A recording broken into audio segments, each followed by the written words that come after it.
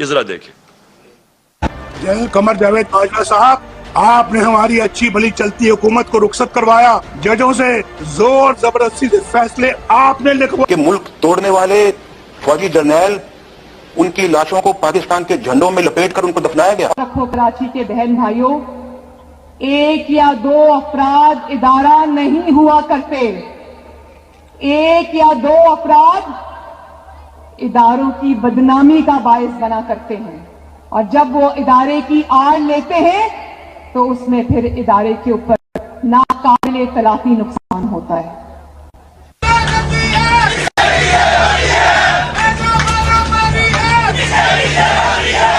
تو ہماری کردار کشی کرنا چھوڑ دو. اگر ہم نے آپ کی شروع کی تو پتہ نہیں پاکستان بننے سے آج تک کتنے جنرلوں کی شروع ہو جائے گی. بیٹی بھائی دو ایکیوزڈ ہیں، ان کی لسٹ لے کے جس نے ہم نے پریس کانفرنس کی تو آپ کی اینٹ سے اینٹ بڑھ جائے گی. اسرائیل کے وظیفوں پہ پلنے والے جرنیلوں، ریٹائر اپنے حدود میں رہو. کام کی ہڈیوں سے گوشت تک جو ہے انہوں نے نچوڑ لیا ہے اور اتار لیا ہے. ابھی نندن کی کیا بات کرتے ہیں. چیف آف آرمی اسٹاف تشریف لائے، پیر کانپ رہے تھے، پسینے ماتھے پہ تھے. شاہ محمود صاحب نے کہا کہ خدا کا واسطہ ہے اب اس کو واپس جانے دیں، چونکہ 9 بجے رات کو ہندوستان پاکستان پہ اٹیک کر رہا ہے. وہ کوئی ہندوستان نے اٹیک نہیں کرنا تھا، کچھ نہیں ہونا تھا، صرف گھٹنے ٹیک کے. اب تو میں چاہتا تھا کہ آپ خود یہ سن لیں. اس سے بہت زیادہ کلپس ہمارے پاس ہیں جو آپ سب دیکھ رہے ہیں. میں آپ کو یاد کرانا چاہتا ہوں کہ جب ہماری گورنمنٹ چل رہی تھی تو سب سے زیادہ تنقید جب آتی تھی ہندوستان سے میرے اوپر تو وہ یہ کیا کہتے تھے کہ عمران خان فوجیوں کا پاکستانی فوج لے کے آئی ہوا ہے، ان کا پتلا ہے. سب سے زیادہ یہ کرتے تھے، اور مسلسل ان کو تکلیف تھی کہ جی یہ فوج اور گورنمنٹ ایک ہی پیج پہ چل رہی ہے. آپ کو پتہ نہیں اس چیز کا علم ہے یا نہیں، یا یاد ہو یا نہ ہو، کہ ایک ہمارے سوشل میڈیا کے جنونی نوجوانوں نے ایک چیز ایک بے نقاب کیا جس کو کہتے تھے یورپین یونین کی ڈس انفارمیشن لیب. یہ کیا تھی؟ اس میں تقریباً 800 فیک سائٹس تھی، اور یہ فیک سائٹس کیا کر رہی تھی؟ یہ مسلسل پاکستان کے خلاف پروپیگنڈا کر رہی تھی، جس میں کئی پاکستان کے صحافی بھی شامل تھے. کئی وہ لوگ شامل تھے جو آج اس امپورٹڈ حکومت کے ساتھ اب نظر آتے ہیں. اور یہ کیا کہہ رہے تھے؟ 2 لوگوں کو اٹیک کر رہے تھے، ایک عمران خان کو اور ایک پاکستانی فوج کو، اور تکلیف یہ تھی کہ یہ ساتھ چل رہے ہیں. اب میں آپ کو ذرا تھوڑا پیچھے لے جاؤں کہ جب ممبئی کے اٹیک ہوا، دہشت گردی کا اٹیک ہوا ممبئی میں، تو آصف زرداری نے ایک بیان دیا تھا کہ پاکستان کا جو DCIS ہے اس کو ممبئی بھجوایا جائے. یعنی سوچیں کہ اپنا ملک کا اس وقت صدر تھا، کہتا تھا اس کو ممبئی بھجوایا جائے. اور پھر یہی آصف زرداری حسین حقانی کے ذریعے امریکنوں کو میسج پہنچاتا ہے کہ امریکنوں کو کہہ رہا ہے کہ پاکستان کی فوج سے آصف زرداری کو بچائیں. اور دوسری طرف نواز شریف، یہی جب ممبئی اٹیکس ہوئے تو اس نے نواز شریف سب سے پہلے بولا کہ وہ جو ایک لڑکا وہ کون سے گاؤں میں تھا پاکستان میں جدھر سے اٹیک ہو. اس نے کم باکر کو ایک انٹرویو دیا تھا، اور اس نے اس انٹرویو میں بتا دیا کہ وہ پاکستان سے ہے.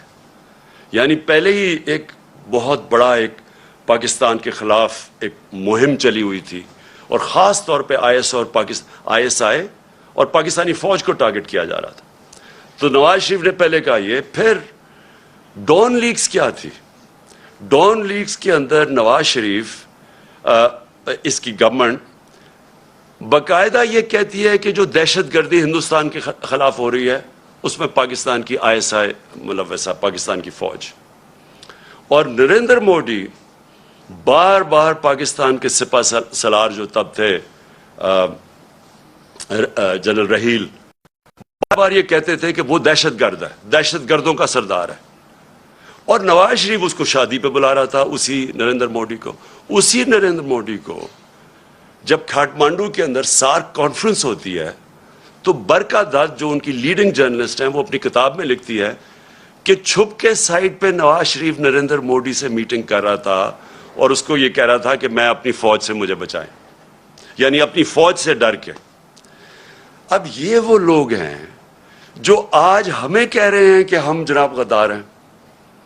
ان لوگوں کے پیسے باہر پڑے ہیں، ان کی اربوں ڈالر باہر پڑے ہوئے ہیں، ان کی کرپشن جو یہاں سے پیسہ چوری کر کے لے کے گئے اس کے اوپر داستانیں لکھی ہوئی ہیں، بیرون ملک کتابوں میں مینشن ہے، بی بی سی کی ڈاکیومنٹری میں ان کی چوری کا مینشن ہے کہ یہاں سے چوری کر کے پیسہ لے کے گئے. یہاں ان کے اوپر پتہ نہیں کتنے کرپشن کیسز ہیں. تو آج یہ بتایا جا رہا ہے کہ ہم اپنی فوج کے خلاف ہیں اور یہ اب محب وطن وہ پاکستانی بن گئے ہیں جو کہ آ کے ہمیں غدار کہہ رہے ہیں. دیکھیں یہ سازش اتنی خطرناک ہے کہ اگر ایک ملک کی سب سے بڑی جماعت کو اگر آپ اس کی فوج کے سامنے کھڑا کر دیں اور ان کے اندر اختلافات پیدا کر دیں، اس سے زیادہ ملک کو نقصان کوئی چیز نہیں پہنچا سکتی. میں 18 سال کا بھی نہیں تھا جب میں ایسٹ پاکستان میچ کھیلنے گیا، مجھے یاد ہے 1970 مارچ میں، اور میں میرا فرسٹ کزن تھے بریگیڈیئر شفیق، ان کے ساتھ ٹھہرا ہوا تھا. تب مجھے پتا چلا کہ وہ کتنی نفرت اپنی فوج کے اندر اور وہ بنگلہ دیش کی جو سب سے بڑی جماعت ہے اس کے اندر پھیل چکی تھی. اور اس کے بعد ہم سب جانتے ہیں کہ ہمارا ملک ٹوٹا. ہمیں پتہ ہے کہ ہمارا ملک جب آپ ایک سب سے بڑی جماعت اور فوج کے بیچ میں جو ہوا، یہ پاکستان کی تاریخ کا سب سے افسوسناک واقعہ کہ ہمارا ملک ٹوٹ گیا. آج وہی کوشش کی جا رہی ہے. ایک پارٹی ہے پاکستان کے اندر جو پوری فیڈرل لیول کے اوپر پارٹی ہے، سارے صوبوں کے اندر پارٹی ہے، سب سے بڑا ووٹ بینک اس پارٹی کا ہے. وہ پارٹی اوپر سے لے کے گلگت سے لے کے قبائلی علاقے سے لے کے کوئٹہ سے لے کے کراچی، سندھ، پنجاب، سارے ملک میں آج وہ سب سے بڑی پاکستان کی پارٹی ہے. اور یہ سازش کی جا رہی ہے، اور سازش وہ لوگ کر رہے ہیں جو اس بیرونی سازش کا حصہ ہیں، کولیبریٹرز ہیں. اور وہ سازش کیوں کر رہے ہیں؟ اب میں بتاؤں ہوا کیا. پہلے ہماری گورنمنٹ گرائی گئی، انہوں نے سمجھا کہ ختم ہو جائے گا. یہاں جب گورنمنٹ جاتی ہے لوگ مٹھائیاں بانٹتے ہیں، وہ پبلک سڑکوں کے اوپر آ گئی. پھر ہم نے ایک پرامن احتجاج کرنا تھا 25 مئی کو. انہوں نے وہ یعنی عوام کے خلاف جو ظلم کیا ہے، یعنی کبھی اس ملک کی تاریخ میں ایسی حرکتیں نہیں ہوئی. 2-3 بجے لوگوں کے گھروں میں جا کے وہاں عورتوں نہ چادر نہ چار دیواری کی فکر، وہاں انہوں نے دہشت پھیلائی. کبھی ایسی دہشت نہیں پاکستان میں پھیلائی گئی. جس طرح کی شیلنگ کی فیملی لوگوں پہ، یعنی جو انہوں نے کر سکتے تھے وہ ظلم کیا. اور اس کے پیچھے ایک ہی سوچ تھی کہ اس کو کرش کر دو پارٹی کو. ان کے ممی ڈیڈی ٹائپ لوگ ہیں، یہ جب ہم پورا زور لگائیں گے ان کو ڈرائیں گے، یہ سارے گھروں میں بیٹھ جائیں گے. اس کے بعد آ گیا بائی الیکشن کمیشن کے ساتھ ملی ہوئی. اس نے ہر حربہ استعمال کیا ان کو جتانے کے لیے نون لیگ کو. ایڈمنسٹریشن ساری ان کے ساتھ ملی ہوئی. پوری انہوں نے کوشش کی وہ الیکشن، اور یہ ان کو پورا اعتماد تھا کہ وہ الیکشن جیت جائیں گے. اس طرح کی پبلک نکلی کہ پاکستان کی تاریخ میں کبھی بائی الیکشن کیا، جنرل الیکشن میں اس طرح پبلک نہیں نکلی. اور سارے جو منصوبے تھے ان کے فیل ہو گئے. اور یہ ساری جماعتوں نے مل کے الیکشن لڑا اور وائپ آؤٹ ہو گئی پنجاب سے. اس کے بعد اور خوف مزید آ گیا ان کو. اور اب یہ جو اب مرحلہ جس میں ہم اب آ رہے ہیں، یہ اب وہ مرحلہ ہے. اب یہ کیا کوشش کر رہے ہیں؟ پہلے تو یہ جو سارا پوری کیمپین کی ہوئی ہے کہ کسی طرح ہماری اور فوج کے بیچ میں ہماری لڑائی شروع ہو جائے. دوسری چیز کہ انہوں نے اب پورا پلان بنایا ہوا ہے کہ ہمیں پارٹی کو توڑنے کا. پلان کا سب سے پہلی چیز آپ کے سامنے آ گیا الیکشن کمیشن نے جو یہ فورن فنڈنگ کیس ہے. اب فورن فنڈنگ کیس کے اندر کچھ بھی نہیں ہے. یہ صرف یہ کہنے کی کوشش کر رہے ہیں کہ بیرون ملک پاکستانی جب وہ پیسہ بھیجتے ہیں تو وہ فورن فنڈنگ ہے. وہ پارٹی جس کی پاکستان کی تاریخ میں پہلی دفعہ جس نے ایک باقاعدہ پولیٹیکل فنڈ ریزنگ کی ہے, جس کا کوئی اس ملک کے اندر کوئی نہ کبھی کسی نے پہلے کی, اور نہ یہ وہ پارٹیز جن کے سربراہوں کو لوگ کرپٹ سمجھتے ہیں وہ کبھی فنڈ ریزنگ نہیں کر سکتی. تو وہ پارٹی جس نے پولیٹیکل فنڈ ریزنگ کی, جس پارٹی نے باقاعدہ 40,000 ڈونرز کے نام دیے ہوئے 2012 میں, 40,000 لوگ, وہ لوگ خود کال کر کے کہتے ہیں کہ ہاں ہم ڈونر ہیں. ان میں سے کئی لوگوں کو انہوں نے بتا دیا کہ جی کوئی فورن نیشنل وغیرہ, جو ان کو کئی پاکستانیوں کو بنا دیا کہ جی یہ تو غیر ملکی ہیں. وہ پارٹی جس نے فنڈ ریزنگ کی, جس کی ساری آڈٹ رپورٹس ہیں, جس کی ایک ایک چیز ہمارے سامنے ہم نے ان کو الیکشن کمیشن کو دی ہے, اس پارٹی کے اوپر سارا نزلہ گر رہا ہے. اور میں بار بار کہتا جا رہا ہوں کہ ہم 4-5 سال سے کہہ رہے ہیں, بلکہ عدالت بھی کہہ ان کو بیٹھی ہے کہ ان پارٹیز کی اکٹھی, اگر آپ نے آڈٹ کرنا ہے فنڈ ریزنگ تو اکٹھی کریں. میں صرف اس لیے کہہ رہا تھا, میں کیوں چاہتا ہوں کہ اکٹھی ہو, کیونکہ مجھے پتا ہے ہم نے کیسا پیسہ اکٹھا کیا ہے. مجھے پتا ہے کہ ہم نے کیونکہ لوگوں نے ہمیں پیسے دیے ہوئے تھے, ہم نے اپنی ساری آڈٹ رپورٹس, پوری ہماری بکس تیار ہیں. مجھے اتنا بھی پتا ہے کہ ان دو پارٹیز کے پاس کچھ بھی نہیں ہے, نہ ان کے پاس کسی نے ان کو پیسے دیے آج تک, نہ کوئی پیسے دے گا ان کو, نہ ان کے پاس کوئی آڈٹ رپورٹس ہیں, نہ ان کے پاس کوئی بکس ہیں, نہ ان کے پاس کوئی ڈونر بیس ہے. یعنی کدھر سے پیسہ آیا ان کے پاس. یہی الیکشن کمیشن عدالت کے آرڈر کے باوجود انہوں نے صرف تحریک انصاف کو کٹہرے میں کھڑا کیا ہوا, اور اتنی جھوٹی رپورٹ بنائی ہے, ایسی ایسی چیزیں اس رپورٹ میں لکھی ہیں جو جس دن میں چیلنج کرتا ہوں, جس دن اس کے اوپر صحیح معنی میں عدالت کے اندر یہ تفتیش ہوگی, میں یہ چیلنج کرتا ہوں کہ پاکستان میں یہ ثابت ہوگا کہ ایک پارٹی نے اس ملک کے اندر صحیح معنی میں پیسے اکٹھے کیے ہیں جو پولیٹیکل فنڈ ریزنگ ہوتی ہے. اور الیکشن کمیشن ان کے ساتھ مل کے کیا کوشش کر رہی ہے, وہ اس پارٹی کو جس نے سارے ایک ریکارڈز کر کے اور ساری پولیٹیکل فنڈ ریزنگ جو ہوتی ہے ساری دنیا میں وہ کی ہے, اس کو کوشش کر رہے ہیں بین کرنے کی. اس سازش کا حصہ, یہ وہی سازش کا حصہ ہے کہ کسی طرح, کیونکہ اب ان کو یہ آپ ہرا نہیں سکتے, الیکشن آئیں گے تو یہ جیت جائے گی, تو اس کو آپ ٹیکنیکلی ناک آؤٹ کرو. تو ایک وہ انہوں نے عارف نقوی کا نام لے لیا. 2012 میں صرف اپنی قوم کو بتانا چاہتا ہوں کہ پاکستان کا جو رائزنگ سٹار تھا, جو اس ملک میں سب سے تیزی سے انٹرنیشنل سین کے اوپر, جو فائنانس کے تیزی سے اوپر جا رہا تھا, اس کا نام عارف نقوی تھا. اس نے کراچی الیکٹرک, ہم نے نہیں اس کو کراچی الیکٹرک کی پرائیویٹائزیشن کی, وہ ان دو پارٹیز کے دور میں وہ اس کو کراچی الیکٹرک کی اس کو دی گئی تھی پرائیویٹائزیشن میں. اور اس کی بل گیٹس اس کو پیسے اس کو انویسٹ کر رہا ہے اس کے فنڈ کے اندر, وہ پرنس چارلز کی چیریٹی کو پیسے دے رہے ہیں. اور یہ الیکشن کمیشن کہہ رہی ہے ہم 2012 کی بات کریں, کہتی تھی 2018 میں وہ فراڈ اس کے اوپر چارجز لگے.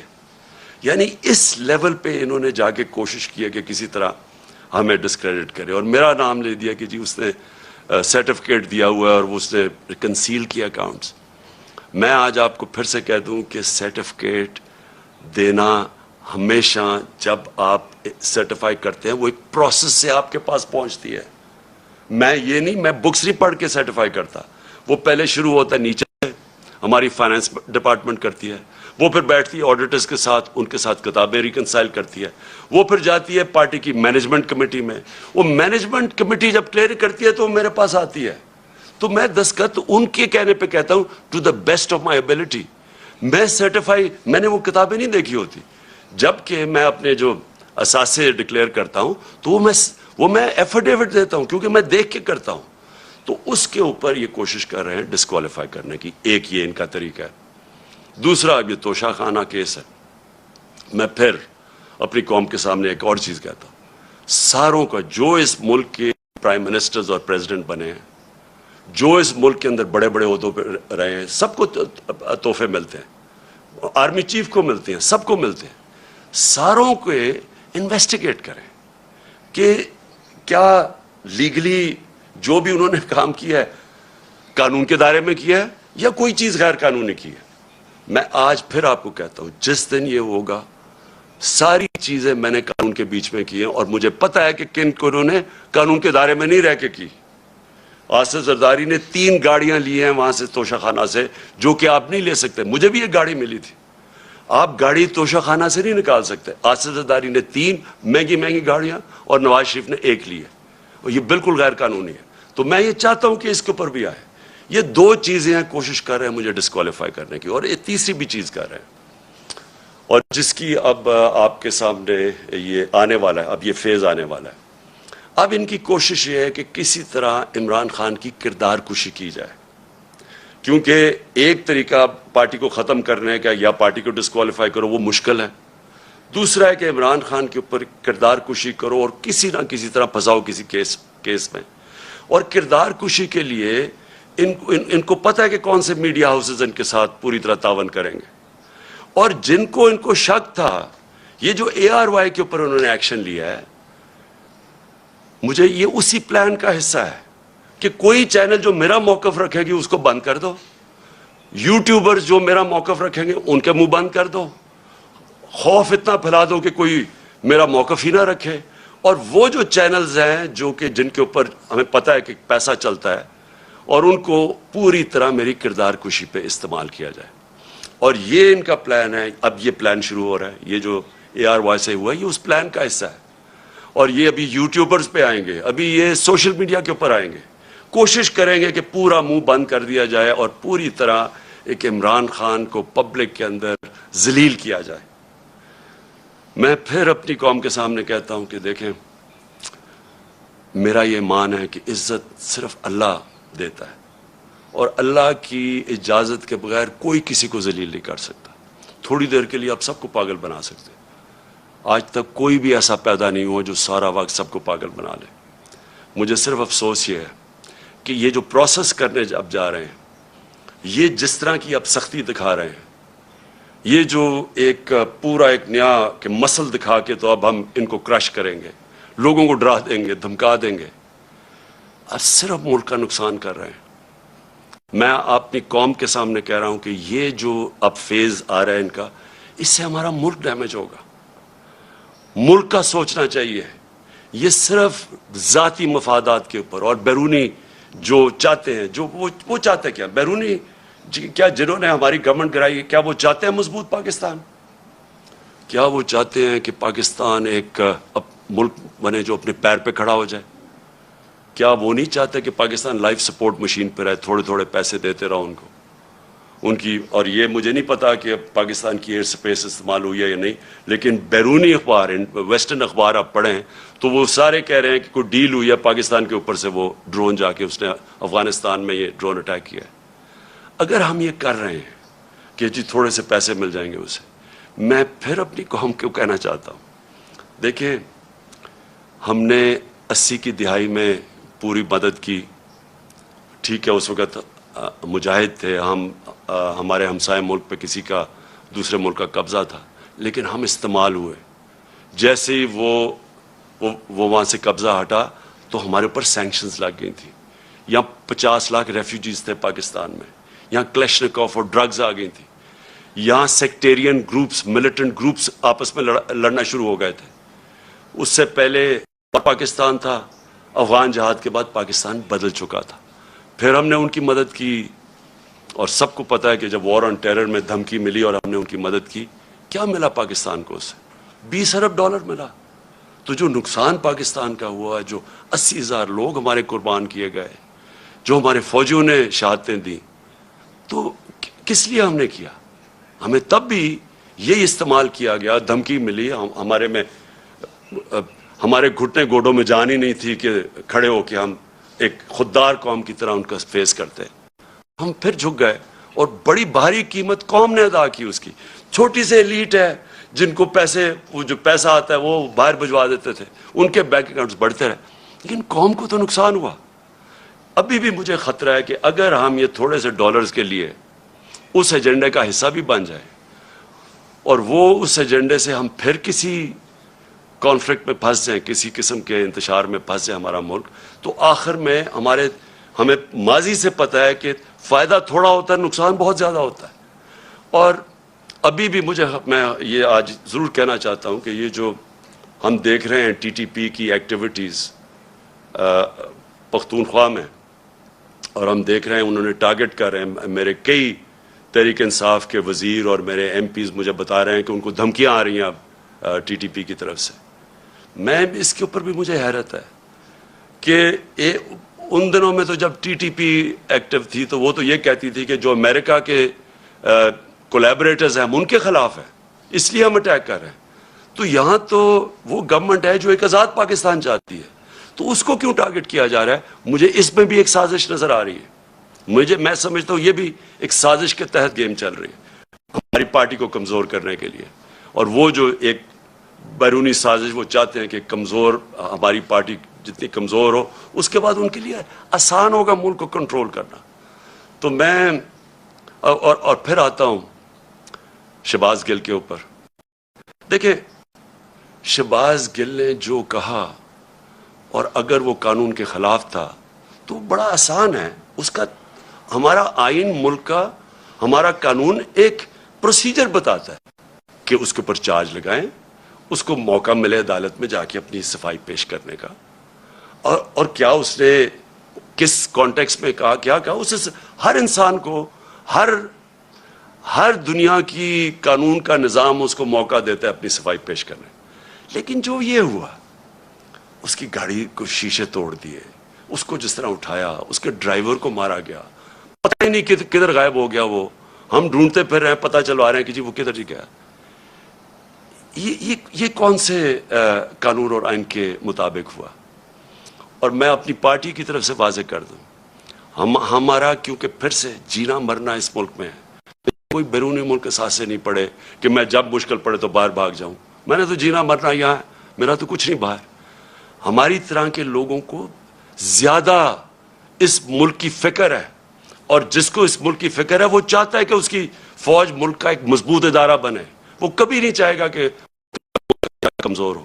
وہ لوگ جنہوں نے اس ملک سے کیا کیا تھا پہلے, میں یہ چاہتا ہوں کہ آج اب ایک چھوٹا سا کلپ دیکھ لیں. میں صرف چاہتا ہوں, اس سے بہت بڑی سٹیٹمنٹس ہیں ہمارے پاس, لیکن میں میڈیا کے لیے صرف دکھانا چاہتا ہوں کہ صرف یہ کلپ دیکھیں کہ شہباز گل نے کیا کہا, اور یہ دیکھ لیں کہ یہ جو بڑے بڑے نام آج پھر رہے ہیں جو ہمیں کہہ رہے ہیں غدار ہے, انہوں نے کیا کہا اور ان کے اوپر کیا ایکشن لیا گیا. یعنی انہوں نے کیا کیا اور جو ایکشن لیا گیا شہباز گل کے اوپر, یہ ذرا دیکھیں.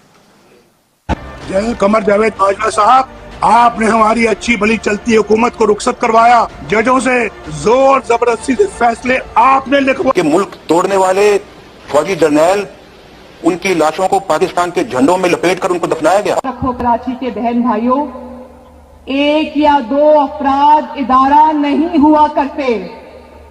ایک یا دو افراد اداروں کی بدنامی کا باعث بنا کرتے ہیں, اور جب وہ ادارے کی آڑ لیتے ہیں تو اس میں پھر ادارے کے اوپر ناقابل تلافی نقصان ہوتا ہے.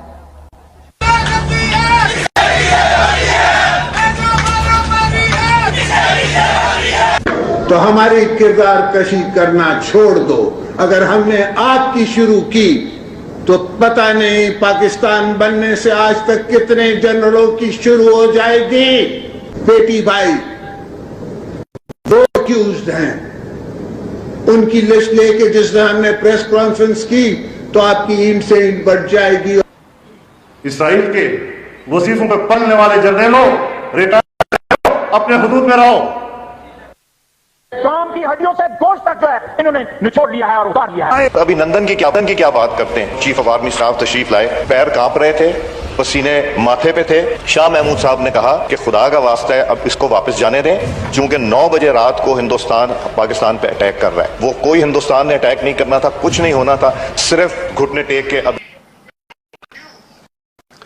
تو میں چاہتا تھا کہ آپ خود یہ سن لیں, اس سے بہت زیادہ کلپس ہمارے پاس ہیں, اور میں اس لیے چاہتا تھا کہ آپ یہ سارے سن لیں کہ इनके अगेंस्ट क्यों कोई एक्शन नहीं लिया गया? ये तो क्लिप्स अभी अवेलेबल है।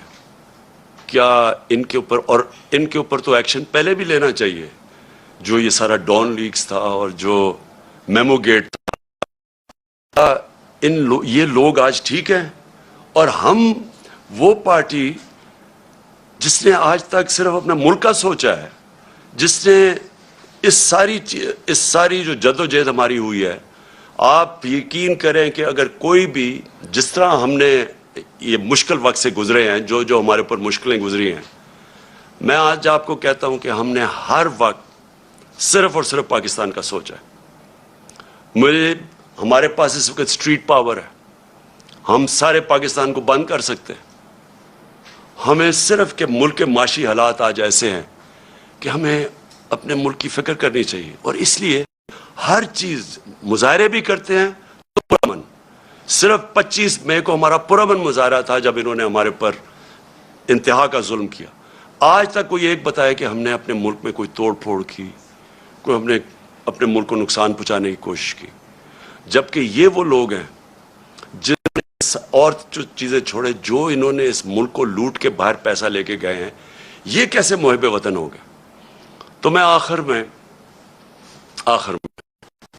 ये चाहता हूं कि ये जो कोशिशें हो रही हैं साजिश करके एक मुल्क की सबसे बड़ी जमात को तोड़ने की, हमारे लोगों को तोड़ने की भी कोशिश की जा रही है, और कि इलेक्शन में किसी तरह ये इतने कमज़ोर हो जाएं कि जब ये इलेक्शन हो, और इलेक्शन की प्लानिंग कर रहे हैं कि ये इतने कमज़ोर हो जाएं और फिर नवाज शरीफ आए वहाँ से इंग्लैंड से, और उसके बाद कहें कि जी देखें इमरान खान को भी डिस्क्वालीफाई हो सकता है और वो भी हो सकता है, हम दोनों को एक मिला दें, और उसके बाद ये फिर वही इसी इलेक्शन के ज़रिए इलेक्शन करवाएं। ये गेम है बेसिकली कि किसी तरह हमें छोटा करके कट टू साइज करें। मेरा अगला सवाल ये है, जो भी ये प्लानिंग कर रहे हैं, क्या ये पाकिस्तान के लिए बेहतर है? क्या पाकिस्तान इसमें से इस दलदल से निकलाएगा? पाकिस्तान को तो इस वक्त जरूरत पॉलिटिकल स्टेबिलिटी की है कि एक तकड़ी गवर्नमेंट आए, स्टेबल गवर्नमेंट अवाम की पावर से, जो फिर इस मुल्क को इस दलदल से निकाल सके। क्या इसमें ये जो प्लान बन रहा है, क्या इसमें पाकिस्तान में पॉलिटिकल स्टेबिलिटी आ जाएगी? और जो भी ये प्लान बना रहा है, क्या उसको अपनी जात का सोच रहा है या मुल्क का सोच रहा है?